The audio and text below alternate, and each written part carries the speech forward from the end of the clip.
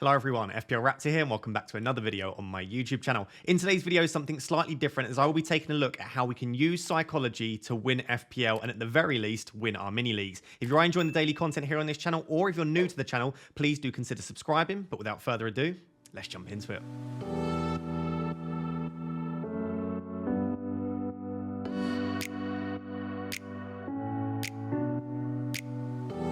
So in today's video, we'll be looking at 8 different points of how I believe psychology can help you in FPL. The first 6 points are around how to improve and optimize our decision making using psychology. And the final 2 points are around mental health and how we can regulate our emotions in response to the events within FPL. If you're wondering why I believe that I am qualified to discuss psychology in relation to FPL, I do have a bachelor's degree and a master's degree in psychology. I'm currently doing a PhD in psychology as well, and I'm also a lecturer in psychology. On top of that, I've also written a book and published it in both ebook and physical copy on how psychology relates to FPL. You can find a link in the description if you want to check that out. Today, we are just going to touch the surface of how I believe you can use psychology to help you in FPL.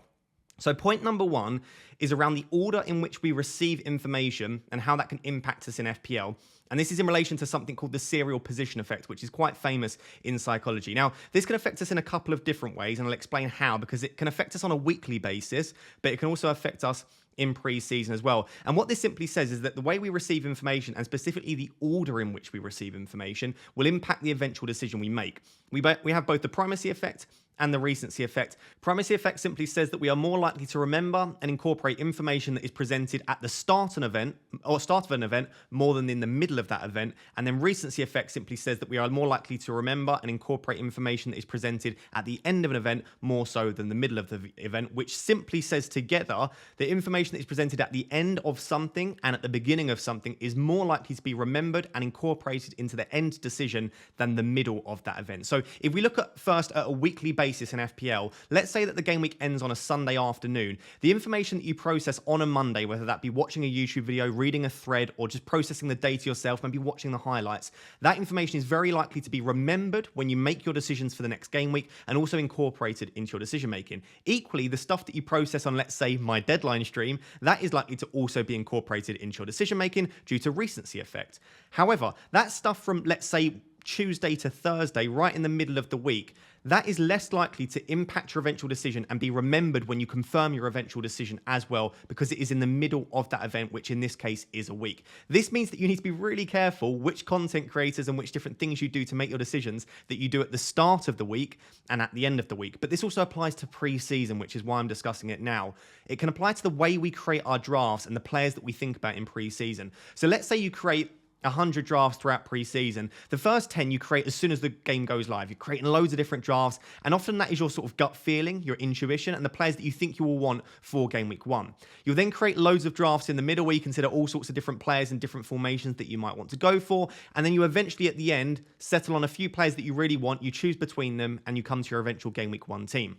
Primacy, recency effect, and the serial position effect simply says that we are very likely to remember and incorporate the players that we discuss and think about at the start of pre-season, and then exactly the same at the end of pre-season. But all of those middle drafts and a lot of the players that we only considered sort of midway through pre-season, we might end up forgetting and not considering for our game week 1 teams, which could be an issue because, let's be honest, we've considered them for a reason and we've thought about them for a reason. So let's say Bruno Fernandes, you considered right in the middle of pre-season, but you didn't have him in your initial drafts and you didn't have him in your final few drafts. It may be that you just forget about him and don't think about all of the pros and the reasons that maybe you had him in some of those middle drafts. So it applies to both pre-season and in-season. I would just be very careful about the order in which we receive information, as well as the actual tool that you use to get that information. Yes, you should be watching certain content creators, such as myself potentially, and also looking at certain tools more than others, but also think about not only the content of that decision, but also the order of it too. And I think this is something that sometimes is neglected by us as FPL managers. So that's point number 1. Let's move on to point number 2. So point number 2 is to be aware of belief bias, i.e. do not skip to the conclusion of a video or a thread or an article that you are reading. So belief bias refers to our natural tendency as a human being to evaluate the validity of an argument, i.e. how valid we think that is, based on the plausibility of the conclusion, which simply means that if the conclusion is convincing and or aligned with the belief we already had, which is confirmation bias, let's say that we already had in our mind that we thought Mbeumo was the best midfielder at 6.5 million, and we read a thread that has a really, really convincing conclusion that Mbeumo is the best 6.5, then we are more likely to agree with the entire argument, irrespective of the quality of that argument. And that simply means that the article that you're reading or the video that you're watching doesn't need to have a particularly good argument for why Mbeumo is the best £6.5 million midfielder. As long as they conclude effectively, and as long as it tends to agree with the belief that you already hold, you will accept it and say, yeah, there you go. There's proof that that player is the best. So I'll flash on your screen an example of a tweet. I've just made this up myself. But often we'll see threads, and I'm not calling out a specific person. I've done this myself as well in videos. You have a thread or a video, and at the end, the person will make an extremely convincing conclusion that a certain player or a certain thing to do is the best. As a result, a Game Week 9 wildcard is absolutely the best thing to do. So you can see here, you could maybe have a thread. It could say absolutely anything in this thread on Twitter, and you might end it with, there is absolutely no doubt in capital letters that Mbeumo is the best £6.5 million midfielder. He has everything you could want and more. You do not want to miss out on this one.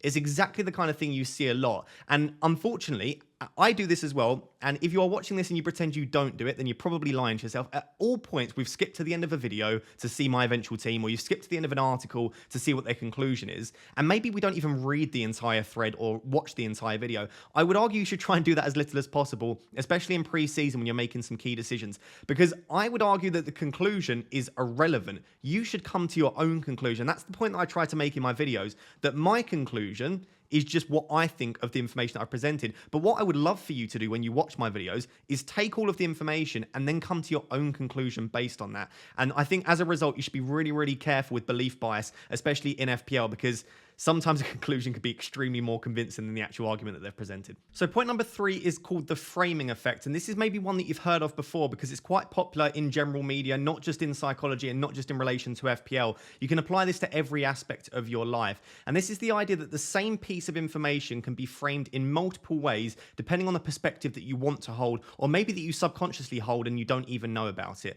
So what I've done here, sorry for the text being a little bit small, is I'm going to give you an objective scenario. It's hypothetical in this case, of Saka and how many goals he scored. And then I'm going to show you how you present that exact same scenario in a positive or a negative way, depending on how you view that information and potentially the perspective you already hold around Saka. It's important in FPL, not only when you're consuming content, to think about, is the content creator that I'm watching framing a piece of data positively or negatively? And please do hold me to this. I try my best always to present a piece of data objectively, to say, this is the data, however, this is how I interpret it. Try not to give it a real positive or negative frame based on how I feel.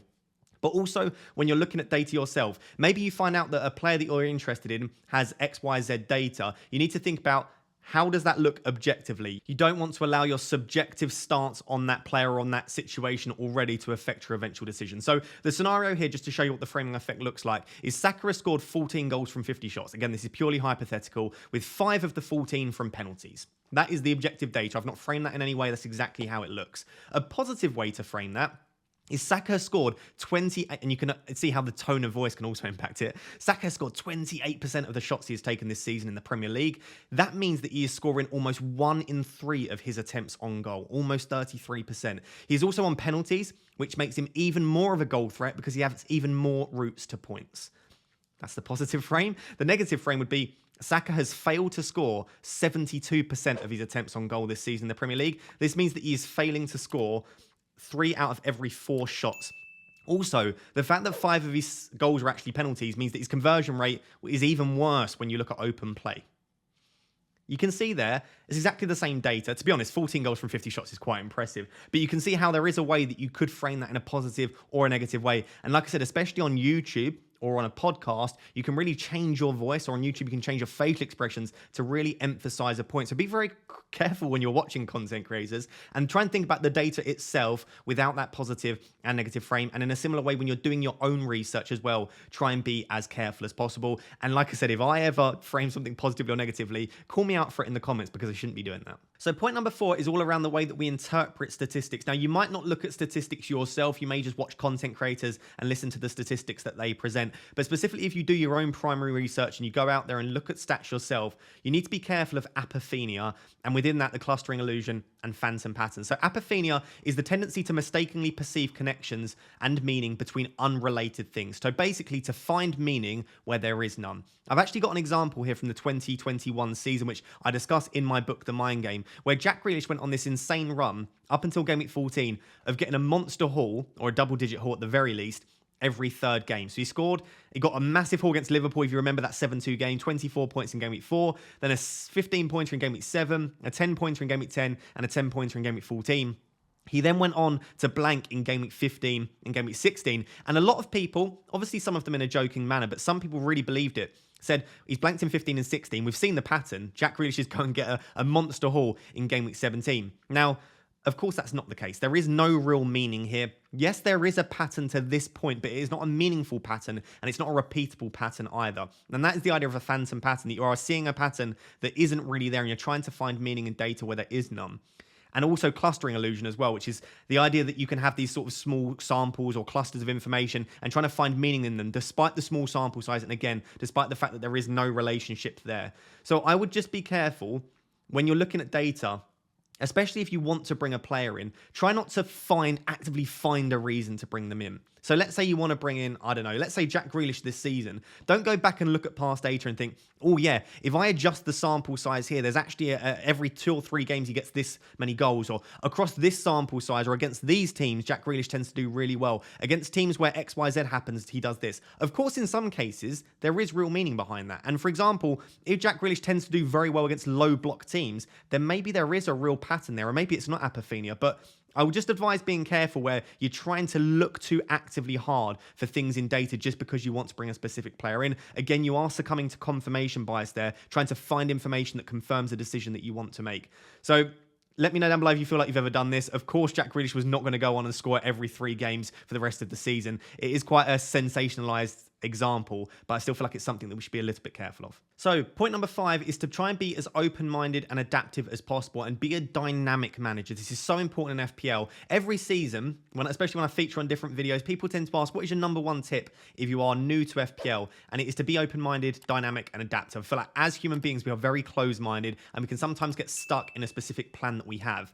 And there are 2 really well-known or key psychological biases that we should apply here. The first is the Semmelweis reflex, which actually has a very, very interesting backstory to it. So there was a Hungarian physicist called Ignaz Semmelweis in 1847, found 20 years before germ theory came around, that if you washed hands in between different surgeries, you could actually reduce childbed mortality tenfold. So you could reduce all of these infant deaths if you simply washed your hands in between surgery. Of course, we now know that to be the case.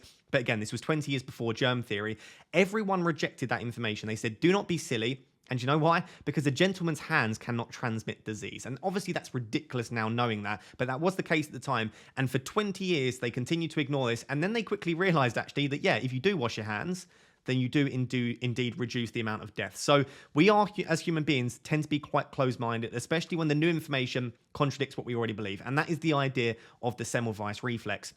And then specifically linked to this, so Semmelweis reflex is essentially being closed-minded. Plan continuation bias is the idea that we create this initial course of action, but an individual will tend to try and continue with that course of action despite logical alternatives or things that contradict that since popping up. So let's say you've got the idea that you want a wildcard in game week 9. We often at the start of the season say, this is the week I want a wildcard, but we will fail to update our belief and update our plan despite new things arising. Maybe we soon find out that actually game week 14 might be a better wildcard, but you say, no, I'm sticking to it. That was my plan. Or in game week 3, you've got the idea that you want to bring in James Maddison. Despite whatever happens, I'm bringing in Maddison in game week 3. But actually you soon realize that the role that Maddison is playing is slightly more defensive.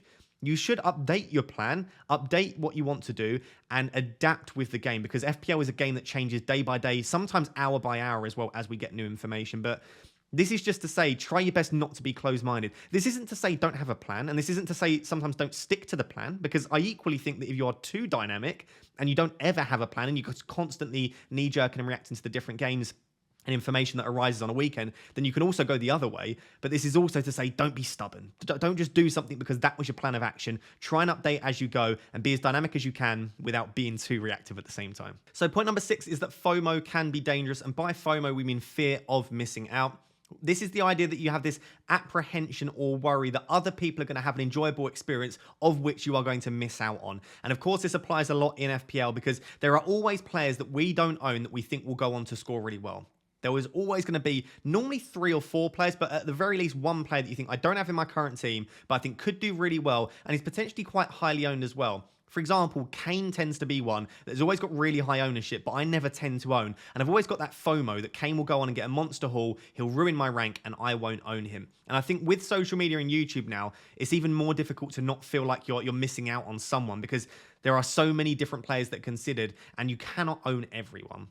And for me, that is the big thing here. The way to get around FOMO, the way to get over FOMO, or at least reduce it, because I don't think you'll ever fully get over it, is to just think, I can't own everyone. There is absolutely no way that you can own every highly owned good asset in FPL. Because let's be honest, just in the midfield this season alone, there are probably, I don't know, 15 to 20 really good midfield options. You're not going to be able to own all of them. And there will always be a player with high ownership that you do not have in your current team. And you need to be really careful, because as you can see about that middle point, the fear of missing out can be so dangerous in FPL because it can force you to take hits, which in my opinion should be minimized wherever possible. It will cause you to rush chips as well. Sometimes you'll play a wild card when you weren't planning it, because all of a sudden there are 2 or 3 highly owned players that you feel like could do really well. But rather than you just genuinely thinking they're good options, it's driven by that FOMO that you think you're going to miss out on points. Maybe you've got really good alternatives, because you have to remember, let's say we'll go back to the example of Kane. Yes, I don't have Kane, but that probably means in past seasons that I've had Salah instead.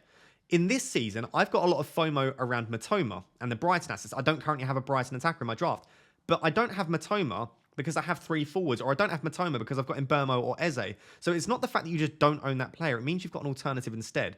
And I just feel like FOMO can cause you to just, as I've said here, completely ruin a carefully curated plan that you spent ages doing just because you're worried about others having an enjoyment with a player that you won't potentially have. So try and be as careful as possible with FOMO. Try and remember that you cannot own everyone, and there will always be a player, unfortunately, that you want that you can't own. So as I said, these final 2 points are around how we can improve our mental health in relation to fantasy football, and also just regulate our emotions. And you might be watching this thinking how silly you're discussing mental health in relation to FPL. But we have shown now with multiple pieces of research, I'll try to remember to flash them up on the screen. I've been doing it throughout my PhD, studying the relation of mental health and fantasy football and how we can improve the positive experiences that people have. And there are a lot of people that unfortunately suffer with anxiety and depression in relation to fantasy football. We need to try and regulate our emotions. And I feel like just saying to someone, well, get over it, it's just a game, is probably the worst piece of advice you can give. So if someone is struggling with their mental health, please don't say it's just a game. You should remind them that it is a game that we are meant to have fun with, but saying it's just a game,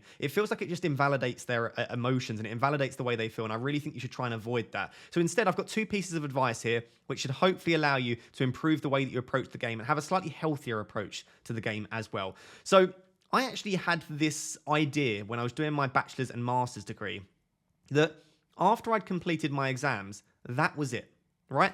As soon as I've put my pencil down, my exam grade has been given to me. Yes, my exam hasn't been marked, but at that point, I don't have any control over the end outcome. And at that point, I didn't know that this actually had a term, which is the illusion of control. And the illusion of control is this idea that we have control over an event, or we think we have control over an event, which we actually have no control over. And I would say as soon as you put your pencil down in an exam hall, you then remove all control you have over that event. You've done all you can, you've written all you can, you've tried to get the best grade that you can, and at that point, that is it. And it's the same in FPL as well. Yes, you do have control over the decisions that you make throughout the week. So before you make your transfers, before you decide your captaincy, before you decide if you want to play a chip or not, yes, you have ultimate control over what you do with your team. But where you have no control is after the deadline. As soon as the deadline hits, that is it. You cannot control what the players do on the pitch. You can try to put out the best team possible, but if 3 of your players get red cards and 2 get injured, your team's not going to do very well. So I've put a little mantra here, and you can write it down on your phone. You can screenshot it. I'll try and do a nice pose. There you go, you can screenshot it, and just think before every game week, just after the deadline goes, try and repeat this to yourself. You get your game week score the moment you submit your team prior to the deadline. I know technically you don't, but you do, because you can't do anything after that point. There is no use in stressing after you have submitted your team, as you now have no control or ability to change the outcome. I promise you, if you can nail this into your mind, it massively reduces the negative emotions that you have over the weekend. Because if, like I said, let's say Darwin gets sent off and one of your players gets injured, then it won't affect you as much, because you think, well, I did everything I could. I put out the best team that I possibly could. After that, I had absolutely no control over it. So this has helped me tenfold to improve the way that I approach FPL. And as a result, over the weekends, I don't tend to let it affect me as much. Please let me know how you get on with this and if this helps you throughout the season, and I'll try to remind you of this throughout the season as well in my videos. So I'm not exaggerating when I say that point number 8 changed my life when I learned about it and I started to apply it to my life. And we'll move away from FPL for a second. This improved every aspect of my life, and it allowed me to be a more centered, calm individual and less emotional and reactive to specific events. And I think you can probably tell that by my YouTube videos and the way that I speak. I'm a much calmer individual, and this was one of the big reasons behind it. So if there is one thing that you take from this video, it is the tool of self-distancing. I discuss it in more detail in the book.